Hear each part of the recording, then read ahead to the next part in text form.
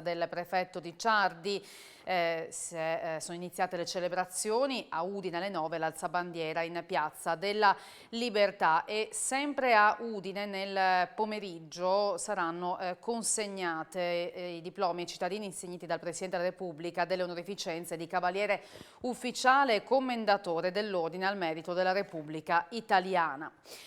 Di 2 giugno ha parlato anche il presidente della regione Fedriga, ha scritto: 2 giugno, 75 anni, ma forte e proiettata sul futuro. Viva la Repubblica, viva l'Italia, buona festa della Repubblica a tutti. Fedriga ha scritto queste parole attraverso un tweet sui propri social, lo ha postato questa mattina.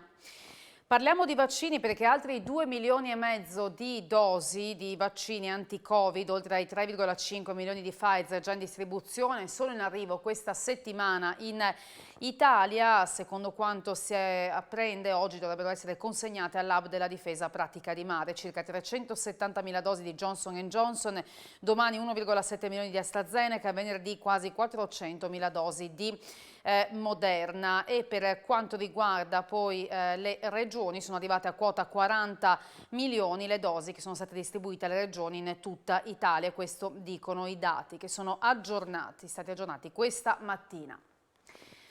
Andiamo a Lignano, dove è stato inaugurato il passo barca tra Lignano e Bibione e il comune di San Michele al Tagliamento. C'era anche l'assessore regionale Pizzimenti. Dopo l'insabbiamento del ponte di Bibione, il problema è stato risolto in pochissimo tempo e il servizio è già di nuovo attivo.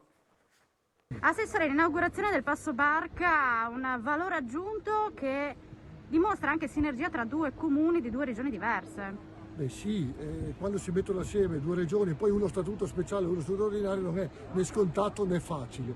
Però è giusto così, perché da una idea sperimentale si è arrivati a una situazione strutturale che vuol dire assolutamente il grande successo che ha avuto questo passabarca.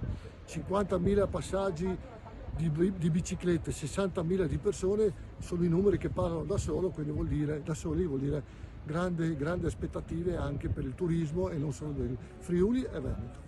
Ci sono altre prospettive future, non solo con San Michele al Tagliamento, ma anche con Grado, anche per incentivare le ciclabili? Ho sottolineato proprio nell'intervento che ormai tutto il Friuli Venezia Giulia è collegato via barca, via bici, nel senso che tutte le barche che vanno da Muggia a Trieste, da Trieste a Grado, da Grado a Lignano hanno anche il posto per portare la bici, quindi vuol dire che uno può prendere la bicicletta, farsi il giro del Friuli, ma anche, come vediamo oggi, andare in Veneto e trovarsi una soluzione che può coniugare sia il mare che la terra.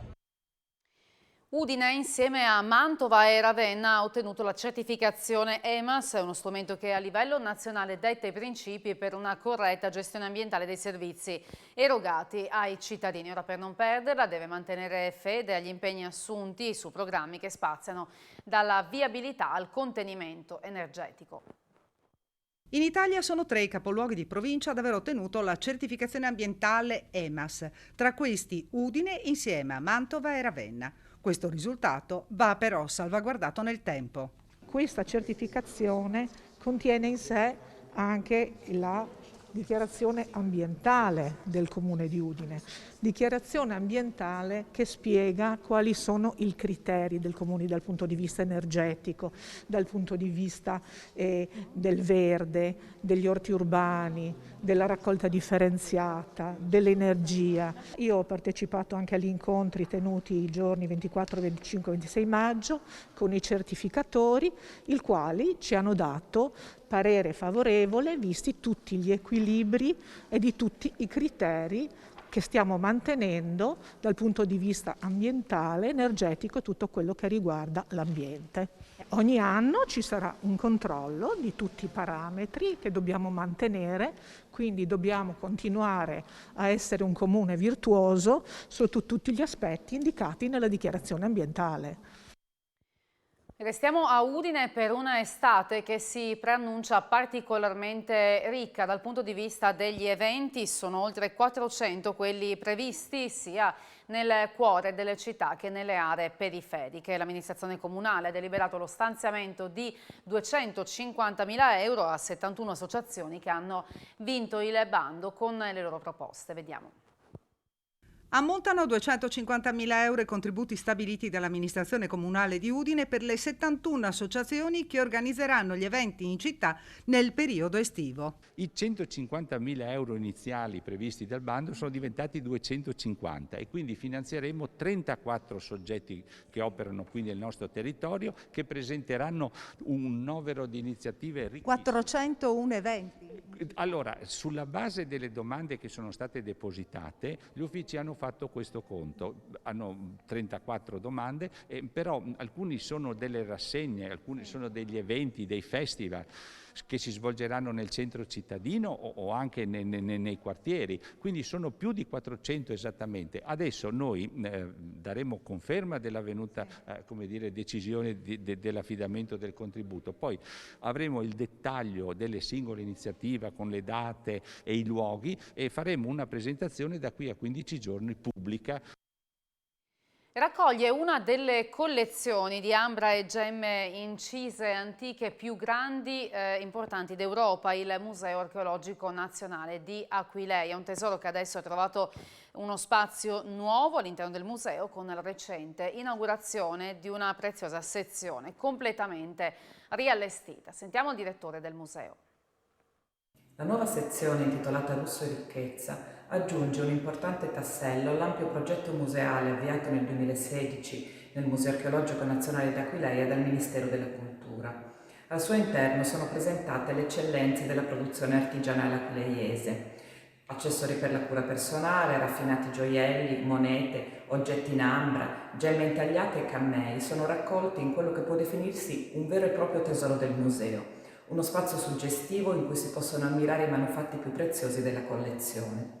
La sezione dedicata ai materiali di lusso completa il percorso di conoscenza dell'antica città di Aquileia, che il recente riallestimento del Museo Archeologico Nazionale ha posto al centro del nuovo racconto museale. Della vivacità economica, sociale e culturale di quella che fu una delle più importanti città dell'impero romano, gli aspetti del lusso e della ricchezza costituiscono una delle manifestazioni più evidenti. I reperti offrono uno sguardo privilegiato sui molteplici contatti intessuti con le più lontane terre dell'impero. Dall'Egitto, dall'India, dall'Arabia e dalla Persia provenivano corniole, agate, ametiste e diaspri.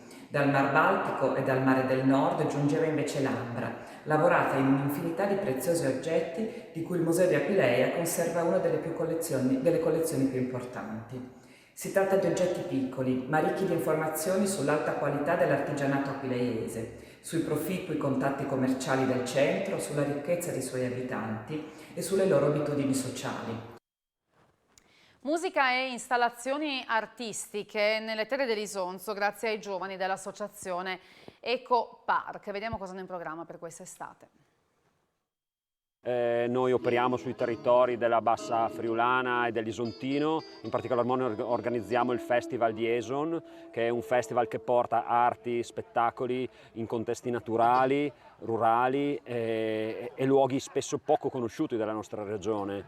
Ogni anno appunto organizziamo questo festival che si chiama Eson, che si svolge a fine luglio nel parco dell'Isonzo di Fiumicello, dove connubiamo land art, musica e appunto spettacoli spettacoli artistici.